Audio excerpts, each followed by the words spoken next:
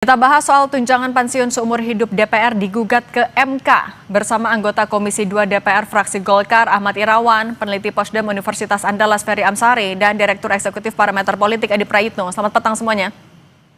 Selamat malam, Mbak. Assalamualaikum. Waalaikumsalam. Saya mau ke Bang Irawan dulu. Bang Irawan, kalau kata penggugat gak rela pajaknya digunakan membayar anggota DPR yang menempati jabatan cuma 5 tahun. Nah, kalau Anda sebagai anggota DPR dan juga politisi Partai Golkar menanggapinya gimana? Kalau saya sih menurut saya bahwa langkah pengujian judicial review yang dilakukan oleh pemohon tersebut sesuatu yang memang perlu kita apresiasi dan hormati, karena itu merupakan satu langkah yang konstitusional yang memang seharusnya dilakukan oleh warga negara ketika kemudian menilai, berpendapat bahwa terdapat satu norma, suatu undang-undang yang dianggap melanggar hak konstitusionalnya, dalam hal ini hak konstitusionalnya sebagai warga negara atau kemudian pembayar pajak. Tentu bahwa ketidakrelaan tadi itu kan menjadi satu bagian argumentasi yang disampaikan kepada Mahkamah Konstitusi, walaupun sejauh ini saya baru membaca pemberitaan terkait dengan judicial review tersebut. Saya belum membaca permohonan tersebut secara lengkap. Tetapi baik itu secara proses maupun secara substansi, tentu kita hormati dan kita serahkan sepenuhnya saja kepada Mahkamah Konstitusi untuk kemudian memeriksa dan memutus perkara tersebut. Oke, tapi apapun nanti hasilnya oleh MK, tapi Anda akan menerima apa saja hasilnya, termasuk kalau memang pensiunnya akhirnya dihapuskan? Saya sendiri sih sebenarnya tidak mengetahui ya, karena saya masih sedang menjabat dan ini periode pertama saya. Bahkan undang-undang tersebut ada dan lahir sebelum saya lahir, gitu. Jadi undang-undang tersebut ada undang-undang tahun 1980-an ya. Tentu kita rela-rela saja, kami nggak pernah meminta, nggak pernah memaksa atau apa, tetapi yang pasti itu segala yang sudah diterapkan atau yang diatur oleh undang-undang, ya sudah, itu aja yang kita jalani. Oke, kalau gitu Bung Ferry, ini kan produk lama, udah dari 1980. Ini memang sudah saatnya ada perubahan kah? Dan kalau mencermati argumentasi dari pemohon, memang ini sesuatu yang bisa diterima? Ya, pertama kalau undang-undang itu perlu direvisi, kayaknya memang iya ya, karena undang-undang itu masih tentang hak keuangan administrasi pimpinan dan anggota lembaga tinggi negara, gitu ya. Padahal peristilahan lembaga tinggi negara itu sudah tidak digunakan lagi. Sekarang istilahnya hanya lembaga negara. Tapi problematika soal keuangan itu bukan problematika Indonesia saja, terkait lembaga perwakilan misalnya. Nah, perlu digagas mekanisme keuangan, tunjangan pensiun dan lain-lain itu dengan seadil-adilnya. Kalau anggota dewan tidak naik gaji atau tidak mendapatkan fasilitas tertentu, itu akan jadi problematika tersendiri, sebab mereka memegang hak untuk mengelola keuangan negara, hak budgeting itu. Di beberapa negara mencoba mencontoh model Amerika ya. Kalau mereka untuk keuangan dan naik gaji itu, proses penentuannya memang ditentukan oleh anggota parlemen saat ini, tetapi dampaknya akan dipakai atau dinikmati oleh anggota dewan periode berikutnya. Jadi tidak ada konflik kepentingannya.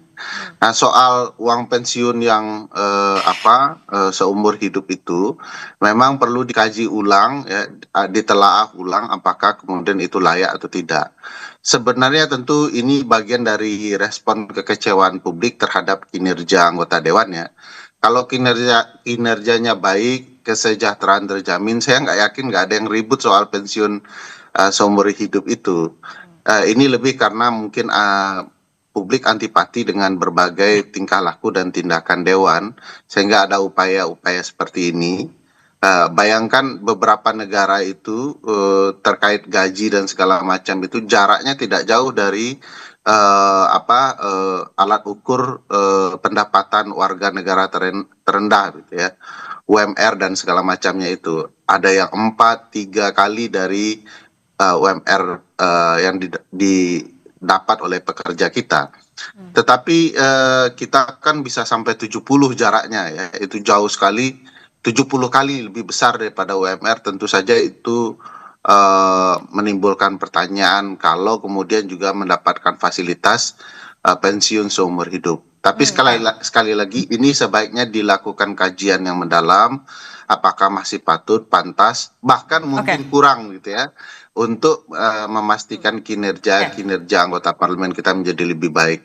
Saya tidak antipati dengan fasilitas yang diterima anggota dewan, tapi lebih kepada kemampuan mereka bekerja sebagaimana layaknya untuk itu ya soal kinerja tadi. Nah kalau gitu Mas Adi, kira-kira kalau dari kacamata politik, gugatan ini bakal mendapat atau dikehendaki oleh semua fraksi nggak di DPR? Ya kalau kita mau jujur sebenarnya hal-hal yang dianggap merugikan pihak tertentu pastinya secara alamiah ditolak ya.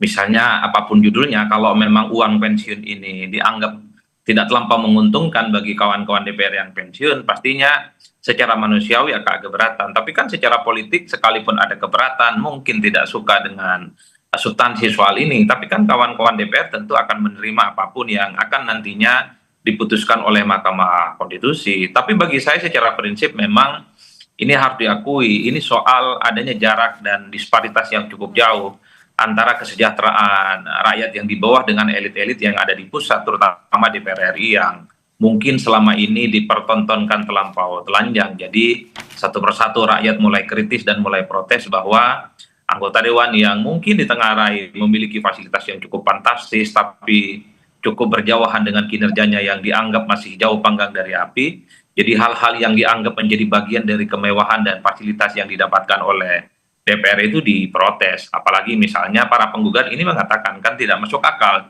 jika ada orang yang hanya menjadi anggota dewan 1 periode 5 tahun kemudian mendapatkan uang pensiun seumur hidup. Nah tapi akan lebih legowo nggak berarti fraksi-fraksi akan mendukung itu kah?